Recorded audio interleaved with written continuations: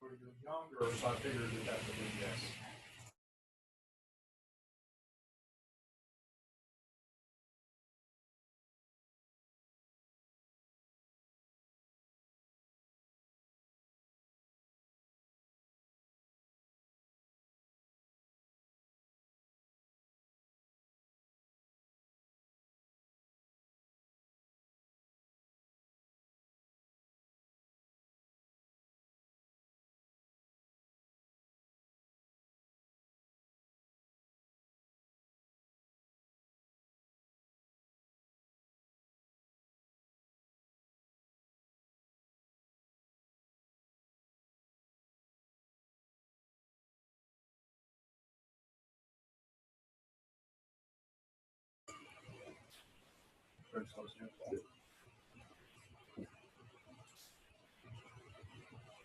Okay, here we go. We're going live.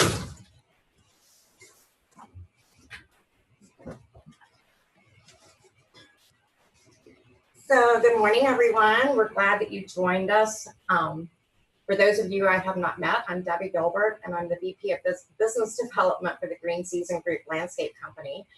I'm also a past president for IFMA, and we're very excited that IFMA has decided to do these online classes to help everyone get their CEUs during this time where we can't meet and come together and have classes. So today you're going to be taught a class on sustainable landscape services that will help with LEED. And it's being taught by the president and founder of our company, Derek Meek, and the director of landscape design, Paul Bradford. So I'm going to turn it over to them and let them give you a little background on themselves and then get right into the class. Hey guys, like Debbie said, I'm Derek Meek and the founder and president of Green Season. I've been in the landscape business for about 30 years, and I think in landscape years that's like 150.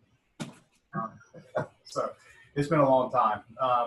Green Season, been here for 20 years. We got started really with just a mower and have grown the business tremendously and to where we are today.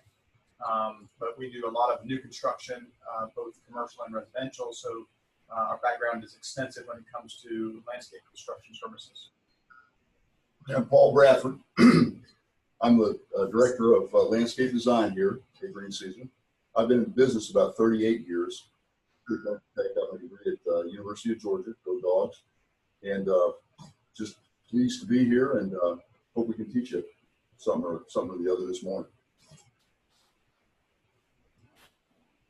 So today's discussion, really, we want to go over obviously LEED and probably from more of a practical side, not so much getting to a lot of the details. It'll be an overview to talk about how LEED can be used in existing buildings, not so much in new construction. Obviously, we'll be talking about some of that, but what you can do today to renovate an existing property potentially, how you can, when you're doing that, how you can implement some LEED practices to be more environmentally friendly. So some of the things are turning rainwater and runoff to your advantage, saving money with less irrigation, enhancements, lighting, especially with LED technology, and then open air workspace, the new norm.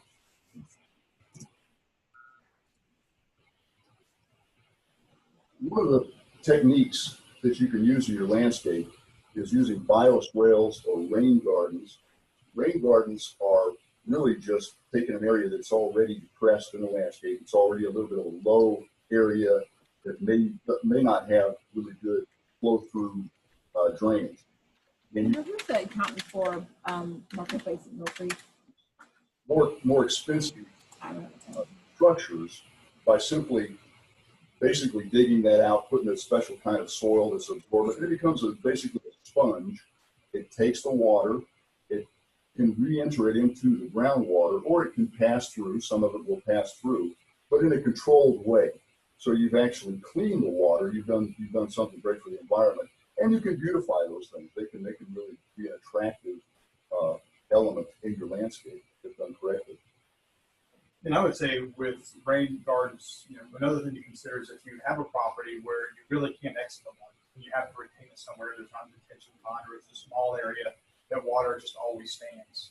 You have some options instead of it being a kind of a muddy mess all the time, to capture that water from a hard surface, taking it through a swale, exiting it into a bioswale or a rain garden, and then planting it so that it does become somewhat ornamental and environmentally friendly. Cisterns is another way to actually retain your water and reuse it. You can actually repurpose that water, because if you collect it and save it, you can basically pump it back out through a drip irrigation system, some filtration, and deliver it to your plants directly in a very efficient way. So that's become something more and more popular, is harvesting that rain through a system and then just delivering it to your plants. Yeah, one of the challenges of trying to implement a cistern system, or a system that recaptures existing surface water and then reusing it for irrigation, is that your irrigation system during the construction process was probably set up to use city water, and there's a certain amount of capacity that zone needs. And sometimes trying to generate a cistern large enough that's going to capture enough water to reuse it. So the best time to use cistern system probably from the beginning during the construction process with your root pump testing. Pervious sidewalks and entryways. This is another great way that you can recapture surface water instead of having your regular concrete. There can be pervious concrete, which I don't know if you guys have seen that before, but it has small holes in it that allows the water to permeate through the concrete and be absorbed into the soil. That's a great thing if you have an existing concrete drive or an existing concrete walkway. Pulling that out, putting this in to allow the water to permeate, cost prohibitive. But if you have a new area that you're trying to redo, irrigate, that would be an option that you want to consider. And as simple as just certain types of gravel that are walkable, you can actually install those. If you were to do, for example, an outdoor workspace, which we'll talk about later, you can actually install anything from a pea gravel to a pervious paver, which is, you've probably seen these where they have the concrete pavers and they have gaps in between and let it go through. And again, you're recharging the groundwater and you're creating space that's attractive. And the purpose of these items is really how we can better use rainwater and how we can capture that and use it in plants. And if we're looking at LEED, that's one of the large components when it comes to the point system, is utilizing or reutilizing a lot of what nature provides. And we'll talk a little bit more about the types of plants that can be used. So you really try to minimize the amount of water that your property needs as a whole. So saving money with less irrigation. Let's face it, water is expensive. It's getting more expensive all the time. Yeah, and they're finding creative ways to tax you more and more dollars on your water. So what can you do, especially with an existing property that has existing infrastructure in place? Well, technology has really advanced quite a bit since probably just the last 10 years, even with smart controllers that now you can use Wi-Fi, which then allows you to use weather stations that are more local. The systems are a lot more affordable now. It also allows your provider to adjust those systems based on the actual needs of the property. So that's come a long, long way. Drip and micro sprays. If I have a system that's existing that is a larger system and my plants are older than, say, about 5 years, more than likely those plants don't need you. And a lot of those areas can be turned down or turned off or even renovated by changing from a spray system, which is an above ground irrigation or irrigating process, versus something that drips directly around the plant, which is probably the most effective and efficient way to water your plants. There are some challenges with drip, with just maintaining it is one of the main things. Obviously, with the drip system, you don't see it pop up and working. Normally, if you have issues, you're going to see your plant starting to decline. And then lastly, an audit, turning zones off. So again, many older plants or trees, things like that, don't need you, and you can turn those zones off altogether. Now, I would say that turf zones, if the system has been installed properly and it has isolation, meaning that it's only watering specific plants or specific areas, because all of those plants or grasses need a different type of water. Not type of water, but amount of water. And so with turf, because it's mowed every week, it has chemicals that go down with weed control, fertilization, you're going to need to continue to water those areas more frequently and on a regular basis.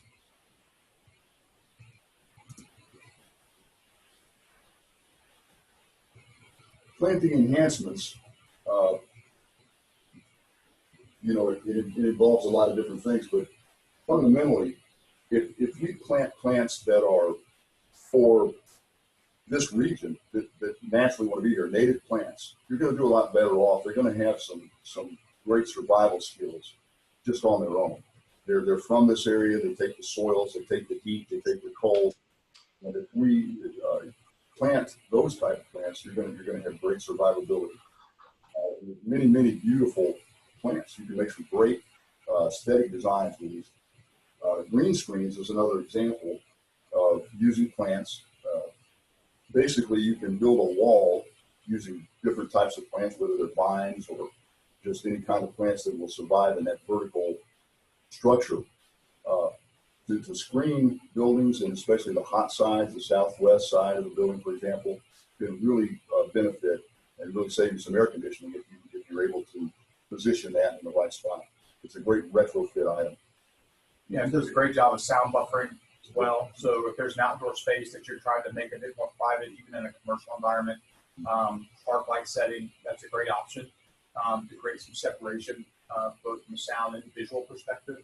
But like Paul was saying, on the native and drought-tolerant plants, the reason those are important is because if you minimize the amount of water your site needs, then those are more lead points. Can you do that with an existing landscape?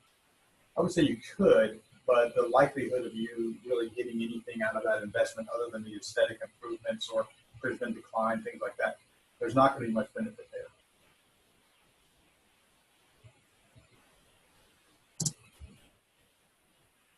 So LED lighting, this is very similar to the irrigation. Just 10 years ago, I don't know if you guys remember, the first LED lights came out, and they were those really bright white or blue color that looked like you were kind of at a gas station. And so it was really didn't provide the effect, I think, that incandescent bulbs do, that romantic feel that really highlighted the property. But that's changed a lot. So LEDs have a number of different temperatures that you can use that enhance the look of the property, but they also provide a lot of security. So there's a lot of points that can be had and power that can be saved by just retrofitting some of the existing lantern fixtures that you have with the new LED bulbs. If you have an area that's not lit, or some area you're thinking about lighting, starting off with some with LED fixtures would also be a much better idea. They last longer. They don't need as much care. There's just a lot of bang for your buck when it comes to the LED system. You had mentioned something about the light pollution. Yeah, it's a way to get, again, some lead points is to help with this dark sky movement, which is basically that you don't want to add any light pollution to the sky. You want to keep the skies dark. You've heard about this, where you in an urban environment you can't look up at the sky and see the stars anymore, not very easily. So this would help having these kind of pictures that have the hooded down type of tops to them, so the light is only allowed to go down. This can also benefit in getting lead points, and it's just a good thing to do for the environment. Yeah, more responsible. Yeah.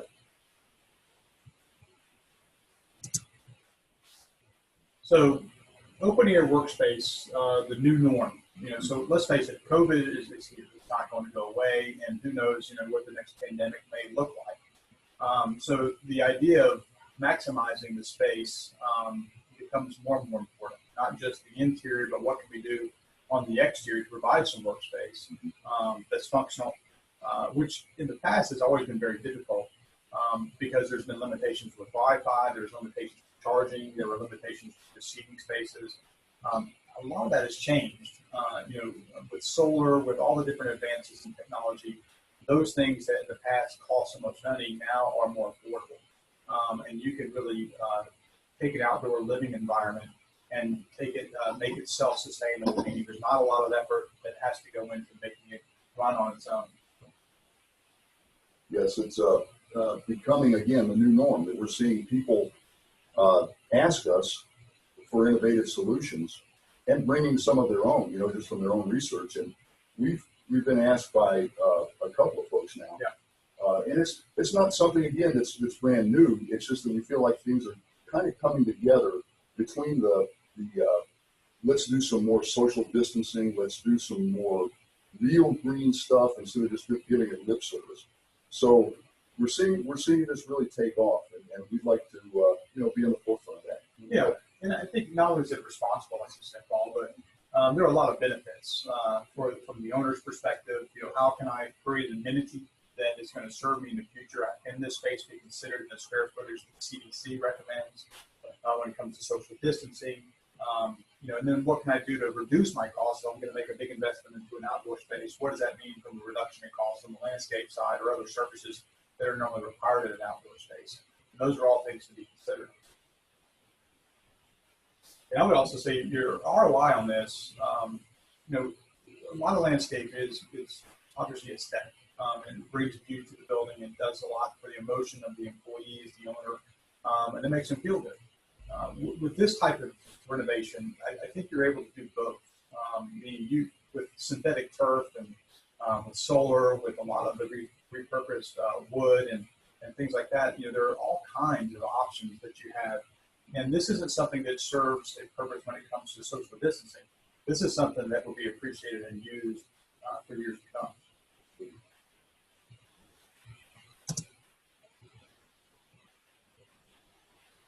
So we're going to share with you guys, we're working with a couple of different buildings in the Atlanta market.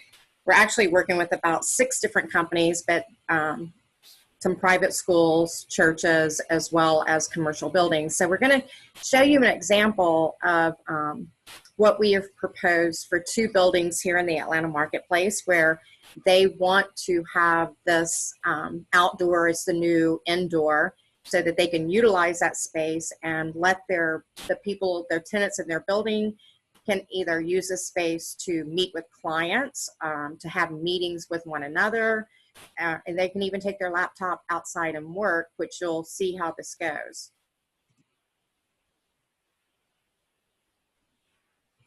These are before pictures at Cumberland Center 2, over near the Cotton Galleria.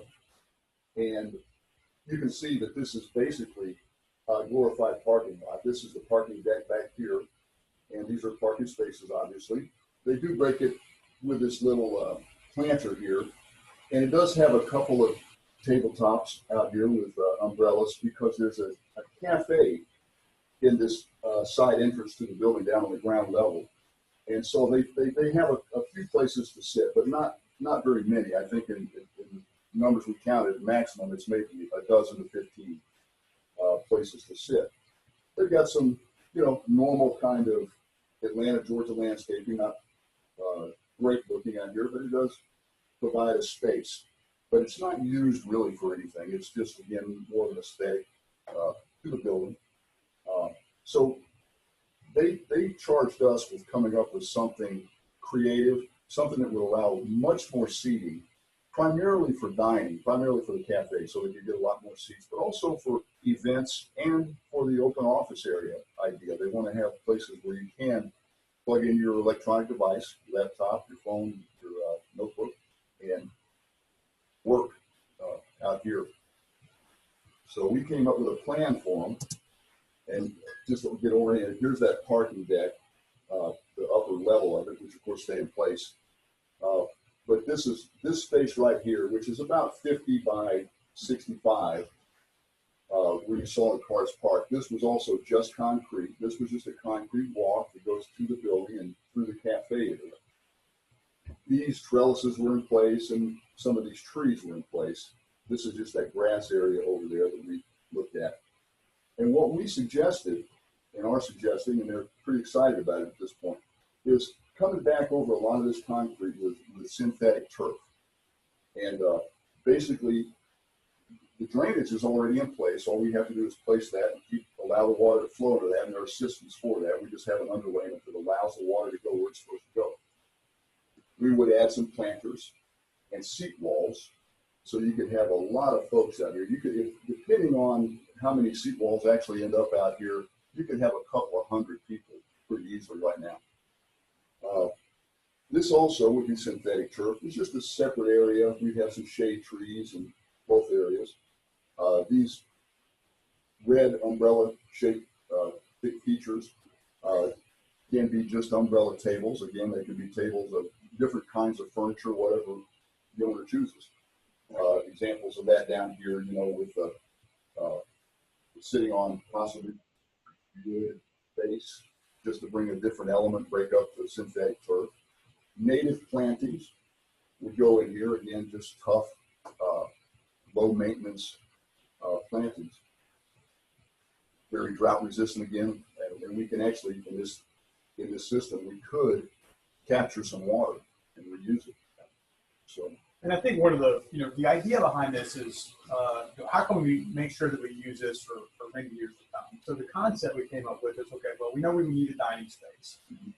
That's pretty simple. Well, how do we maximize some unused parking, put down the synthetic turf? So it creates a really amazing approach. And so there's a bit more of an experience as people walk out of the parking deck and into the space. It's very colorful.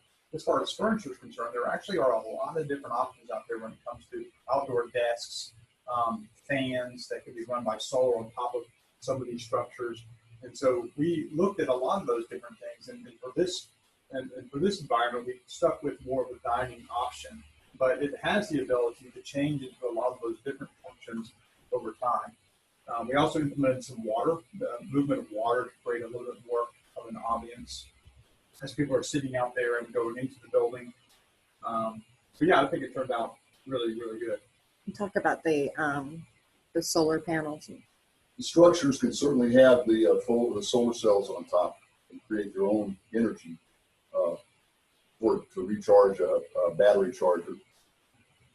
You also typically place a few strategically located solar USB chargers throughout the site, so you have multiple places for that. Yep. Yeah, and today, they literally jump on their own Wi-Fi in the office, come out, work in some of those environments, and there you can make those as it's not weatherproof, but expand the roof line, bring those furniture units in so that if it does happen to be a light sprinkle, you can control that so that people are not getting rained on. And if it gets really hot with those solar systems, you can power large fans and do some different things that normally you'd be limited to doing.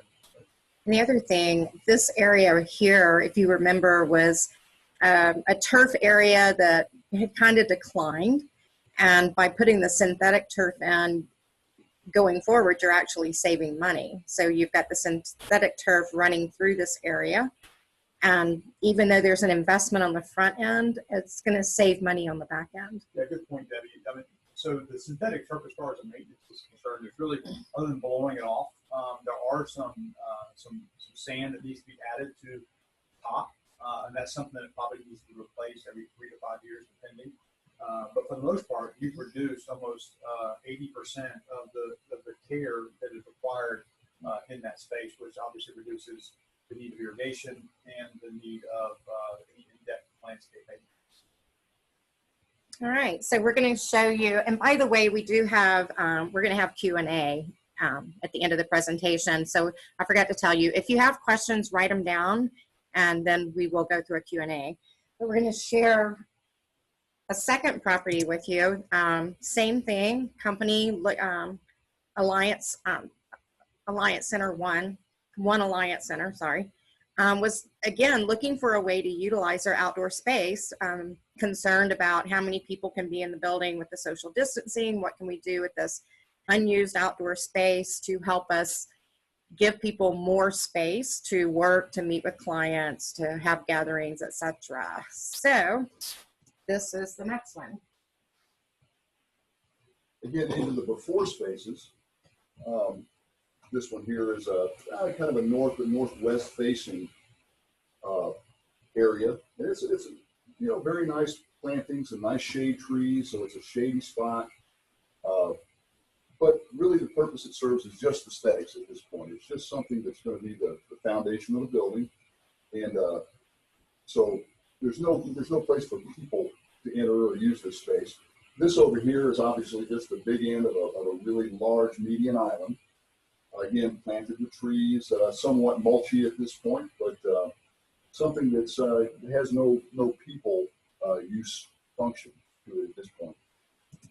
So we thought about it, and again, they asked us what to do. Here's another space that we wanted to show this because it just kind of shows that there are these small niches in your landscape that can be repurposed for people to sit there. So we wanted to use the space. So we'll show you what we have come up with just conceptually. Here's the first space, with the nice shade trees in it. So it's a nice shady spot for people to gather. Again, we have the USB recharging stations, and you're real close to your Wi-Fi, and becomes a usable people space. And again, you're doing everything from walking to everything else in here. We would we don't show them here in the drawing, but we would have potentially some bubblers out in that rock stream there, to create some ambient noise, to create a little bit of white noise, to buffer out a little bit of the traffic noise, and just create a nice environment. I think too, one of the reasons that, correct me if I'm wrong, Paul, we decided to use what looks like either wood or some type of synthetic product, is that it's less disturbing. So it reduces the overall cost of what would be required to access this area. And we try to utilize a lot of what's already there. But we're thinking recycled materials here. That's part of the green. In the overall site, you can get anywhere from about 9 to 12 points, lead points for all these applications together, which becomes pretty significant just to get the basic level. I think it's 42 points you have to get a LEED certification from the Green Building Council. Yeah.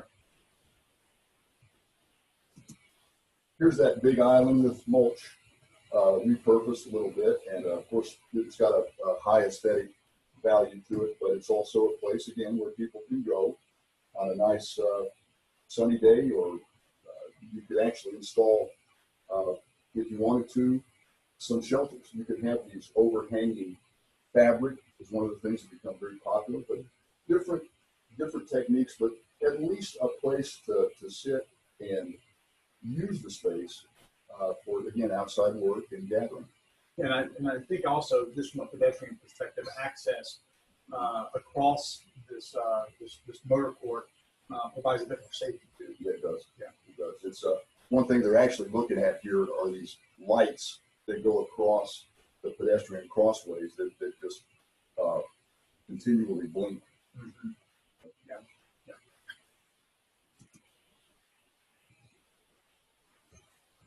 This before was, I guess, a little signage area here at the front door of this building, and it's what we thought about doing is leaving quite a bit of this Mexican beach pebbles back here, and maybe just incorporating some granite cubes, 18 inches square, 24 inches square, and again, having the access somewhere in here would be one of these rechargers, and you'd just be able to come out here and work in a little niche area, in an area that's, and we've got the water, we've got the bubblers happening here again for the purpose of just making a nice environment, nice sound buffer for them.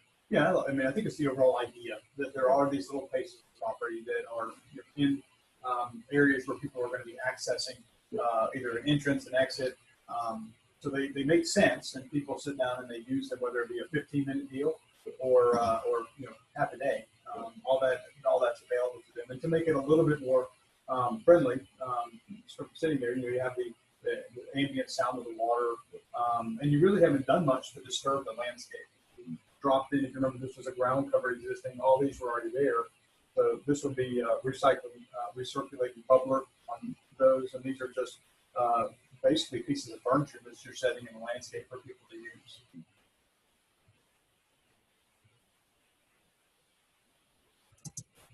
All right, so we are going to do the Q&A now. I'm going to stop sharing this screen. And I know everyone's probably been muted while we were doing this. Thank you for that. So if you have a question, unmute yourself and let us know what your question is.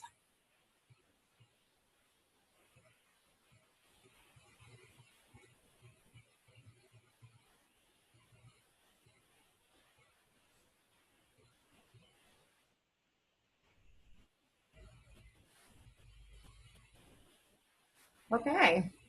Well, I have a question. okay, you have a question. What's your question?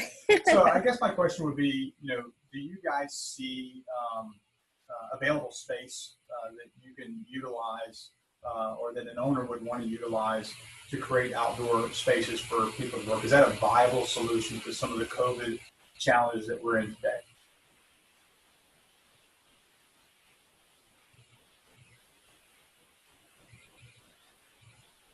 I take that as a definite maybe. Sure, you're not muted. Right. No, we're not muted.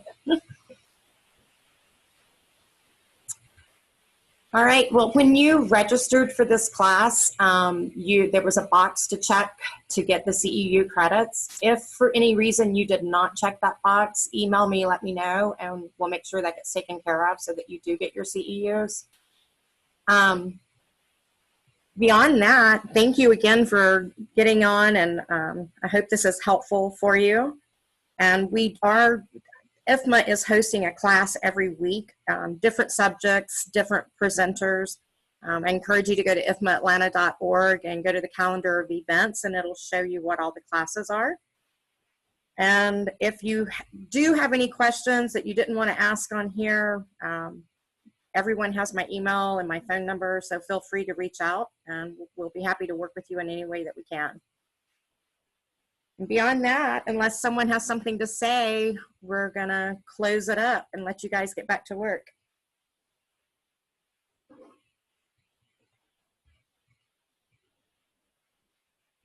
All right. So I don't see anybody unmuting themselves, so we will say goodbye and hope to see all of you soon. I know we don't get to see each other in person, but Thank you. you're welcome, Reggie. Talk to you guys soon.